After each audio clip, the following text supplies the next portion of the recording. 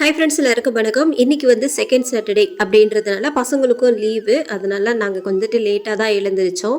லேட்டாக எழுந்தாலே பிரேக்ஃபாஸ்ட் எதுவுமே நம்ம வீட்டில் இருக்காது. அதனால் இந்த ஜூஸ் மட்டும் போட்டு கொடுத்துட்டோம் அப்படின்னா மத்தியானம் 2 மணி வரைக்கும் பசி தாங்குவாங்க. அதனால் அந்த ஜூஸ் போட்டு கொடுத்துடலாமே சொல்லிட்டு தான் அந்த மாதுளப்பழ ஜூஸ் வந்துட்டு ரெடி பண்ணிட்டு இருந்தேன்.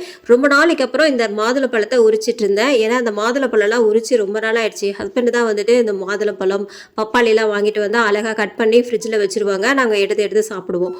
ஆனால் வந்து இப்போ வந்து அவங்க இல்லாத டைம்ல நம்ம வந்துட்டு உரிக்கிற நிலைமையாயிடுச்சு. முன்னாடிலாம் பால் குடிக்கிறது அவ்வளோ நல்லது அப்படின்னு சொல்றவங்கலாம் இப்போ பார்த்தீங்கன்னா இந்த மாதுளம்பழத்தோட இந்த மில்க்லாம் வந்துட்டு சேர்த்து நம்ம வந்து ஜூஸாக குடிக்கிறது ஹெல்த்தி கிடையாது அப்படின்ற மாதிரிலாம் சொல்றாங்க.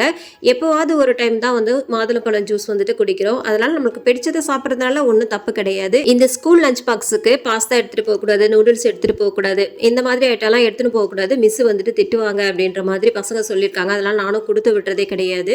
சாதம் மட்டும்தான், சாதம் இல்லைன்னா சப்பாத்தி இந்த மாதிரி எப்போயாவது முடியல அப்படின்னா இட்லியோட சேர்த்து தக்காளி சட்னி அந்த மாதிரிலாம் கொடுத்து விடுவேன்.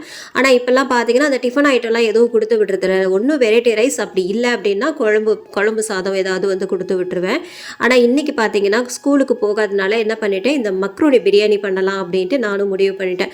ஏன்னா டெய்லி வெரைட்டி ரைஸாக குழம்பா வந்துட்டு சாப்பிட்றத விட இந்த மக்ரூனி பிரியாணி நல்லாவே இருக்கும். ஃபர்ஸ்ட்டில் இந்த மக்ரூனி பிரியாணி பண்ணும்போது ஒரு 2 டைம் ரொம்பவும் பயமாக இருந்தது, எங்கே அடி பிடிச்சிருமோ இல்லை நல்லா குழஞ்சு போயிடுமோ அப்படின்ட்டு.